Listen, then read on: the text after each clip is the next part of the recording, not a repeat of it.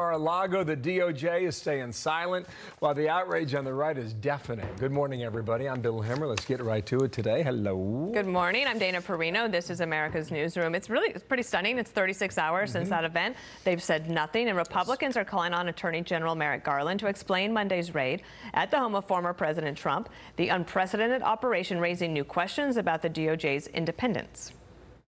Is this administration weaponizing the Justice Department and the FBI against political opponents? Peter, the president believes in the rule of law. The president believes in the independence of the Department of Justice. Yes or no? Just no, is that is no. It's a yes or a no for you. I'm answering the question. You may not like it, but I'm answering the question. Or you could just say no. But here is what we think we know at this hour. The search was apparently related to a dispute with the National Archives over the handling of presidential records. That's what's been reported. President Trump left the White House with those documents in January of 2021.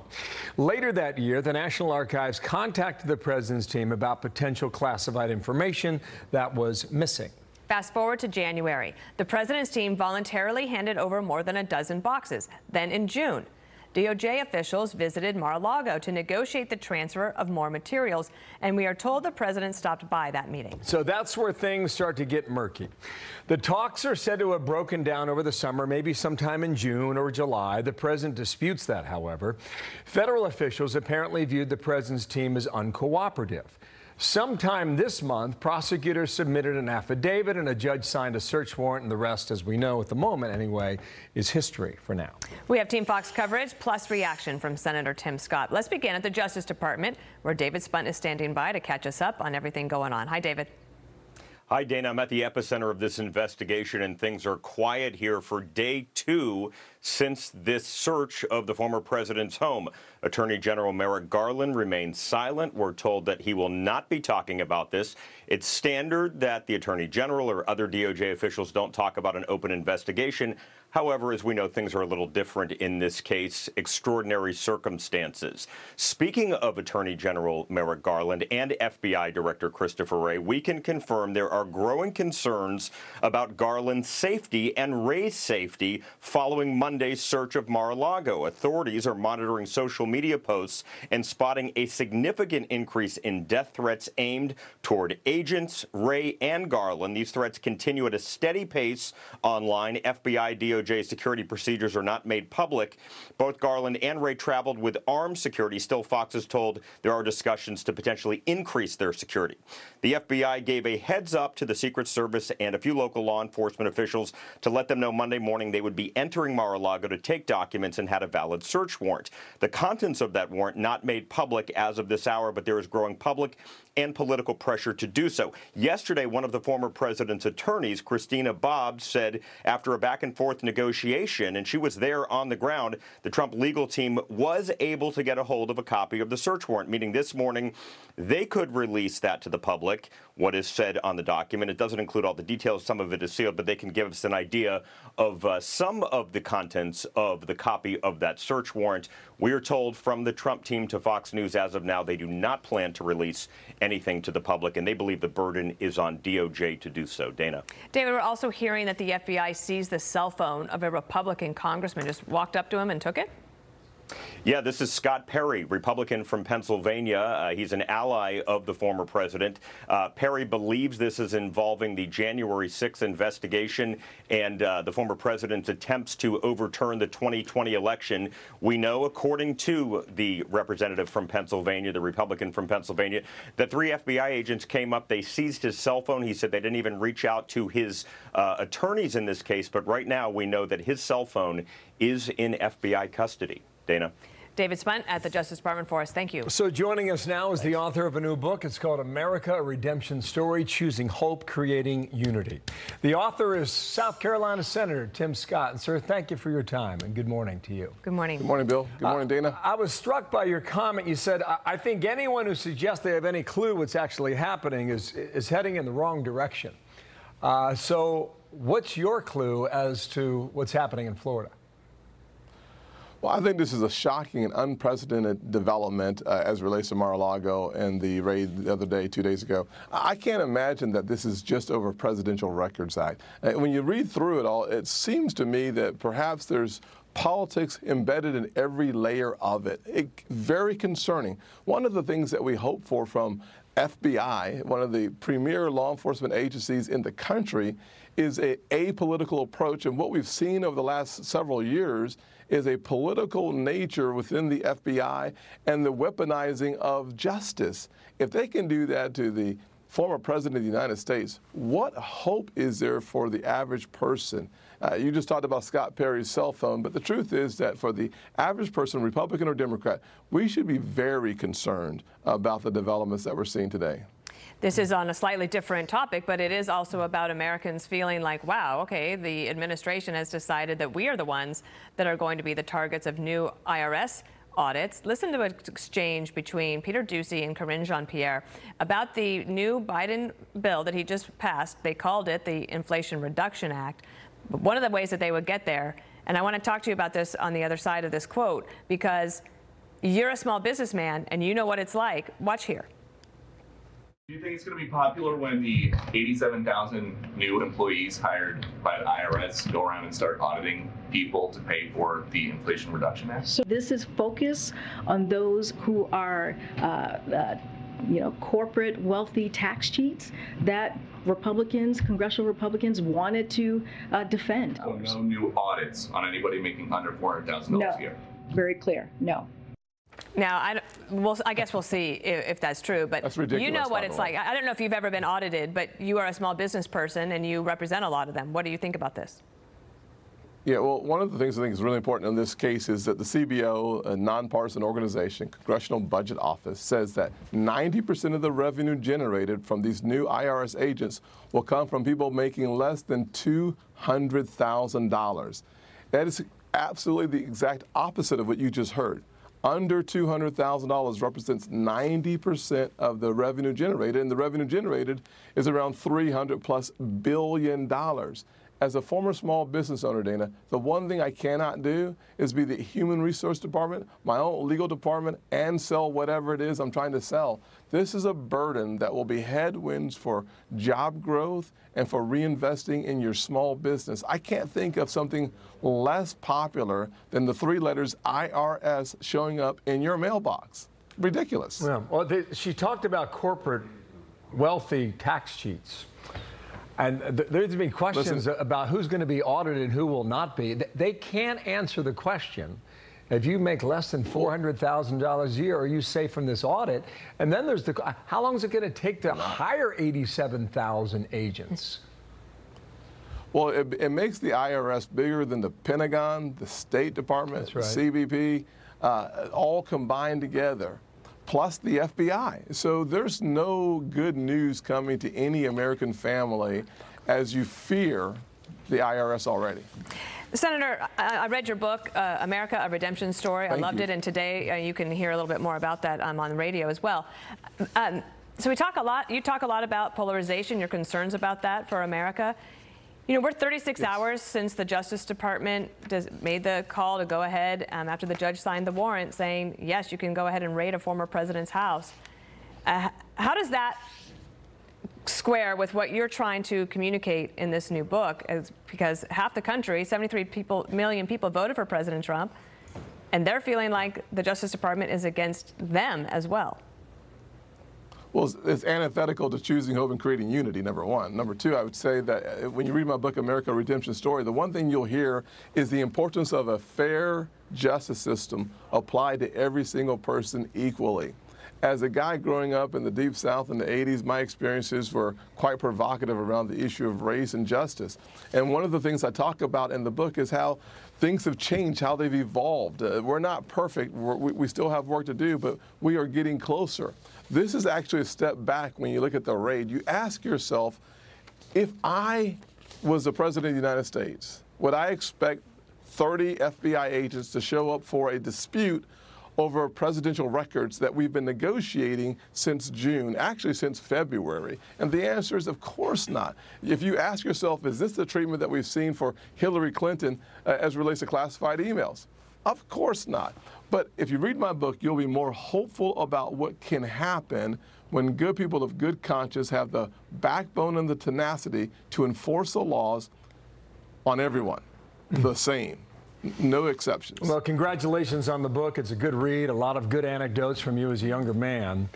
And I was struck by the relationship you had with your father and how you were able to just patch everything up over time. So congratulations, Senator. Redemption for sure. Appreciate that Thank you, very sir. For more with Senator Tim Scott, be sure to check out my interview on the Fox News Rundown podcast. We talk more about the new book, and we cover a lot more, including his ambitions in the future. You can download that at foxnewspodcast.com. In the meantime, Dana, it was primary night yesterday. It was Tuesday, right? So something was going on.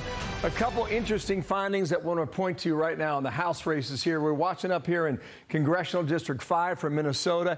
Elon Omar, member of the squad, was given a real good run for her money by Don Samuels. Samuels cast himself as a moderate, a centrist Democrat. She hung on the win, however, winning by just 2 points there in this district that runs to the west there of Minneapolis. Also in the upper Midwest, you had Wisconsin. This was a race for the governor that was being watched by a lot of people, and for very good reason, up here in Wisconsin.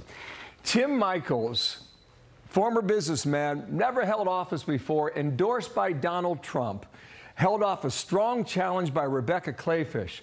Clayfish was the lieutenant governor there, worked with Scott Walker, had Walker's endorsement, had Mike Pence's endorsement, but Michels was able to hold off her by 5 points, so he's going to go on to the general election come November and face off against Tony Evers, the Democrat who was uncontested.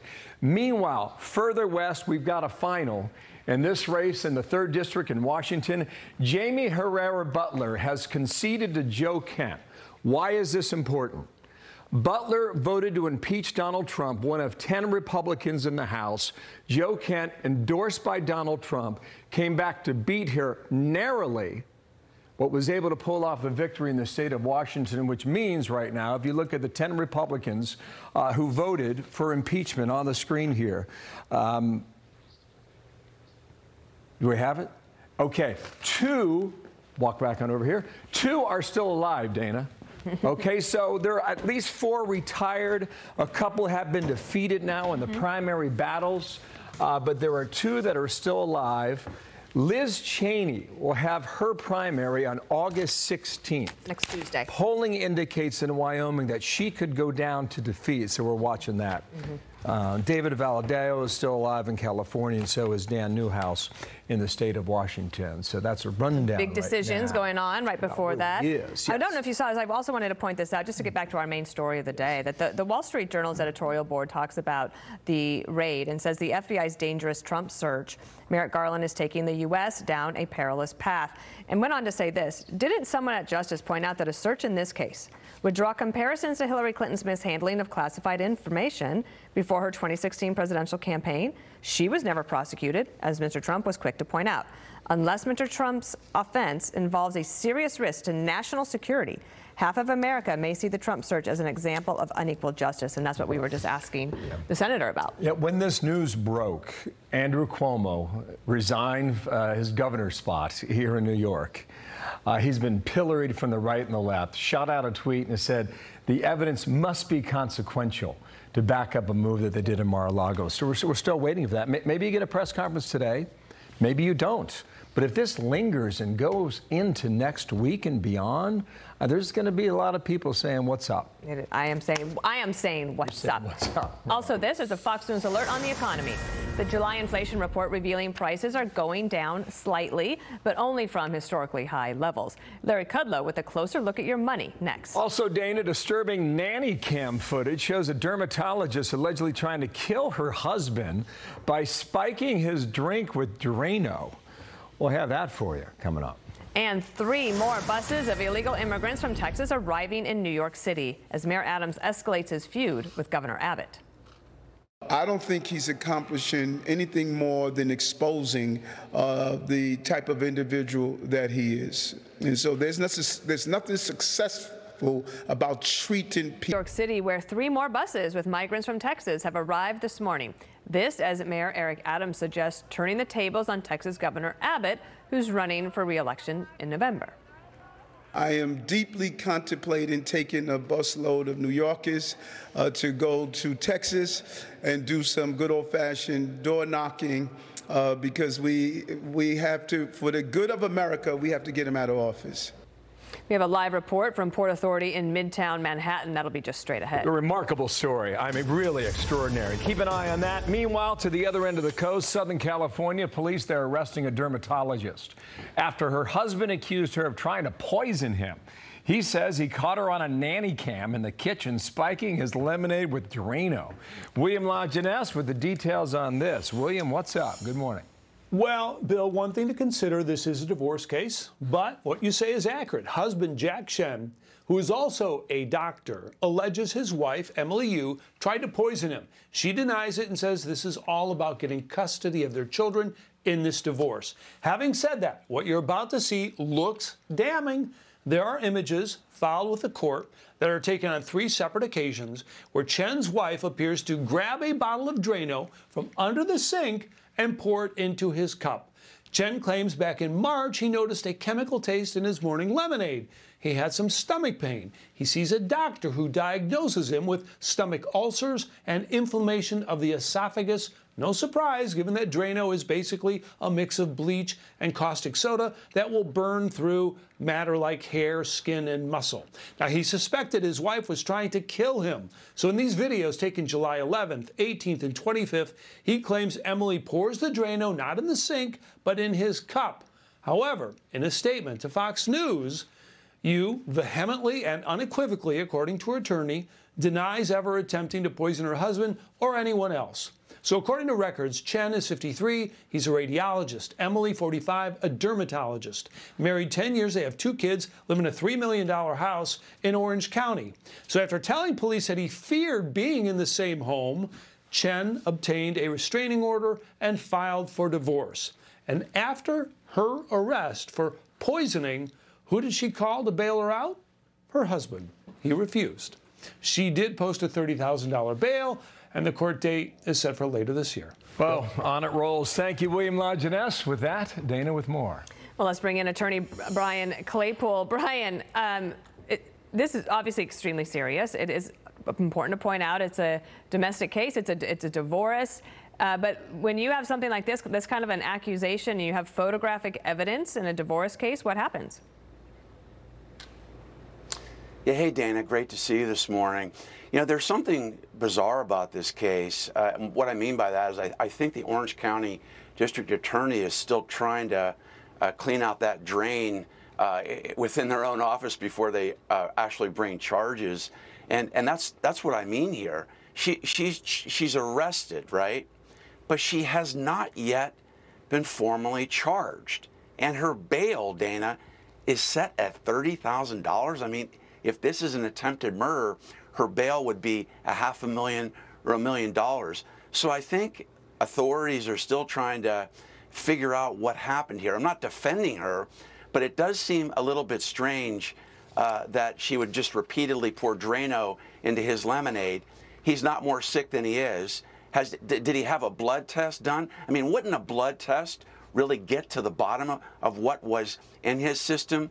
And again, like William said, these two are fighting. Mm-hmm. So there is motive on the husband's part to bring this issue up. He also said, this is in the FoxNews.com piece, that he claimed his wife and mother-in-law verbally and emotionally abused him for years and also belittled the children and isolated them from their cousins and their friends. So a lot to figure out there, and hopefully that will turn out well for people if it possibly can. There was another case that we've been following here, and that is the father in Texas who was accused of murdering his 2 daughters because he felt that she had gone outside the Muslim religion, that they were dating non-Muslims. The mother and the daughters had fled the state. They had returned. He said, everything will be okay. Let's go out to dinner.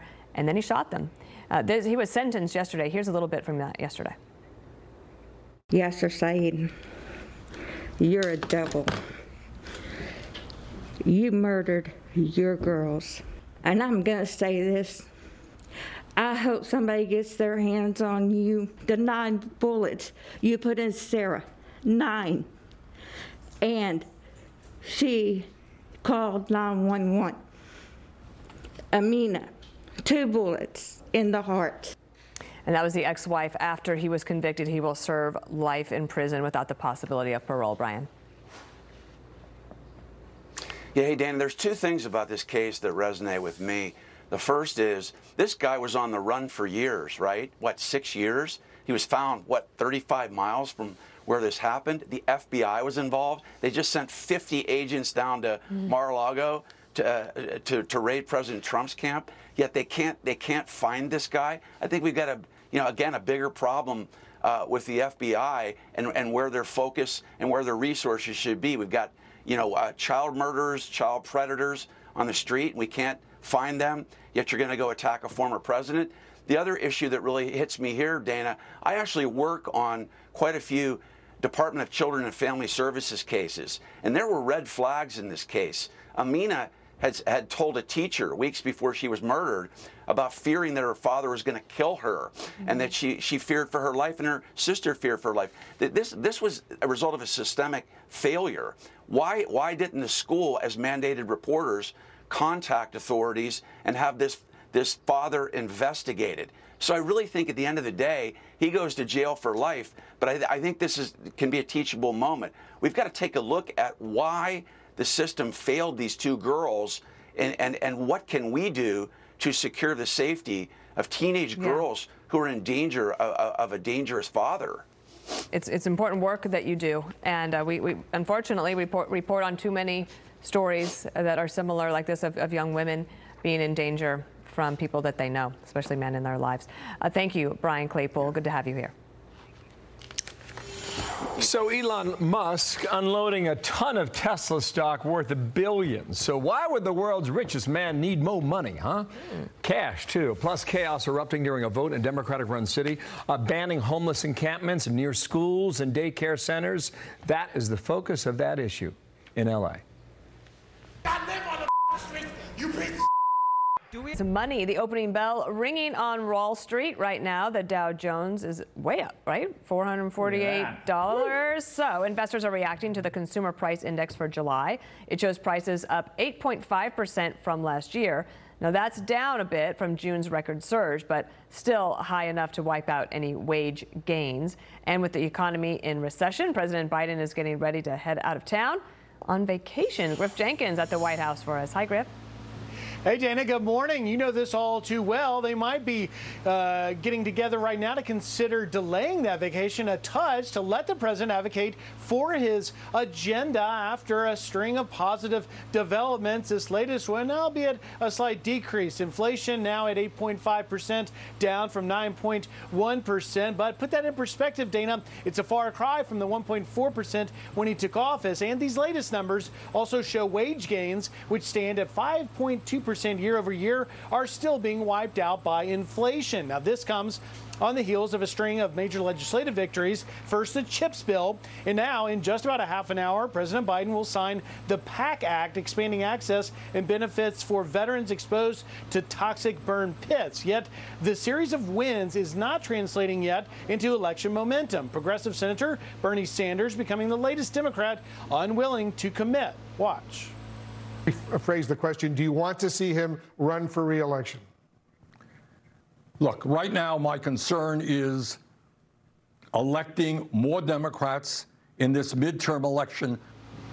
Sanders joining a list of at least a half a dozen other Democrats, including Joe Manchin in AOC, who won't back Biden yet. Although two names previously in that no column are backtracking. Carolyn Maloney and Jerry Nadler now offering words of support after being non-committal in the debate. Now, we're still waiting for a statement from the president on these latest inflation numbers. We'll bring them to you as soon as we get them. But meanwhile, as you mentioned, the president planning to head out to Key West, South Carolina. We're not sure how long he'll be on vacation, but perhaps some R&R will give him time to take care of that lingering cough, which was overshadowing his bill signing yesterday. Dana? Indeed. Okay, Griff Jenkins, thank you. So let's dig deeper. Larry Kudlow's with us now. Check him out on Fox Business, 4 o'clock every afternoon. Larry, looking good there. Hello to you, sir. Here is overall in July down to 8.5%, was 9.1 in the month of June. That would appear to be good news, right? Core stayed the same at 5.9. Core excludes food and energy. That's a lot. So we're going to bring in the White House next hour, and they're probably going to argue that inflation has peaked, perhaps. If they make that argument, what would you say, Larry? Well, actually, inflation may have peaked. I underscore the word may. We just legislated a barrelful of government spending between the CHIPS Plus bill, which is close to $300 billion, and this Manchin-Schumer bill, which is $750 billion. So maybe that federal spending is going to take effect in 3 or 4 months and raise the inflation rate. But right now, I think you can say that the numbers have peaked, but we have a long ways to go. I mean, if you look at 3-month changes, which is an important trend line, you're still seeing some pretty rough numbers. Core inflation is core inflation is close to 7%, and the overall inflation rate, the top line, is 9.5%. You had rents and shelter going way up, food going way up. New cars up, used cars were down, and of course energy, gasoline at the pump was down. That was a very important swing factor. And I want to also note, Bill Hemmer, one more thing. Yesterday we got a very difficult number on overall wages and productivity, which is essential to the economy. So wages up nearly 7%. Business prices up nearly 8%, and productivity down 2.5%. So, I don't have any problem with the workforce making more money, even though the wage rate is below the inflation rate. So they're, working harder but getting less. But I do have a problem with the productivity collapse, because that's central to the economy. So all these numbers, I think, are still recessionary or quasi-recessionary numbers. Okay. And we have a long ways to go. Yeah, you mentioned gas. So just put this on screen. The spike is trending lower, about $4.01 a gallon right now, which would tend to be good news when you consider it was up over $5 2 months ago. But the demand for gas is dropping, which explains a lot of why we're down, 50 days in a row now. I heard you the other day call this recent bill pathetic. Yeah, right? Pathetic. Talking about pathetic. More power to the EPA, more power to the IRS, more power to healthcare bureaucrats. Is that going to help growth? Is that going to help inflation, Larry? No, absolutely not. I mean, this bill was a central planner's, regulator's paradise. This is all about big government and big government socialism. There's nothing in here to cut inflation. There's nothing in here to grow the economy out of recession. There's nothing in here to incentivize entrepreneurs. This is not a bill that will help working folks. It will not help small businesses. It will not help large businesses. It will not help young entrepreneurs. It helps government bureaucrats, okay? It helps regulators. The EPA war on fossil fuels is bolstered by this. The IRS war on everybody. They're coming for you, Bill Hemmer, affluent broadcaster that you are. They're coming for Dana. They're coming for me. They're coming for Uber drivers. Yeah. They're coming for gig workers. They're coming for waitresses. They're coming for small businesses. Really, this is just government power, D.C. swamp power. How about this? A nice, simple, low, flat tax code. Simplification is the answer to tax reporting problems. Yeah. Audits are miserable, by the way. So stop giving the IRS 150,000 IRS agents. I mean, come on. They're going to come after everybody. I get it. Larry, I'll see you at 4 o'clock on Fox terrible Business. bill. Yeah, thank you for being here today, okay? Thank you, Larry. We're going to get White House reaction next hour. Jared Bernstein joins Dana and me, so check that out coming up in about 30 minutes. I mean, I wouldn't miss it. Yeah, correct. Elon Musk making another drastic business decision after his failed Twitter bid. The Tesla CEO selling almost $7 billion in the car company's stock. So far, only speculation as to why he needs cash on hand. But when asked if he was done selling stocks, he tweeted this. In the hopefully unlikely event that Twitter forces this deal to close and some equity partners don't come through, it is important to avoid an emergency sale of Tesla stock. Musk and Twitter, they are suing each other over his decision to not buy the social media giant. Sounds like a smart business move, I would imagine. These right? are the days of our lives. Yes. This is the new soap opera to watch. Right. When the richest man in the world needs more cash. Yeah. See how that works. Yes. All right. Also, a very frightening moment caught on camera. I couldn't believe it when I saw it this morning on Fox and Friends. Wow. A small plane crash lands on a busy highway and bursts into flames. The heart-stopping video ahead. Plus, Speaker Nancy Pelosi extending COVID-era remote voting for House members, citing, get this, a public health emergency. Why some critics are calling that an excuse.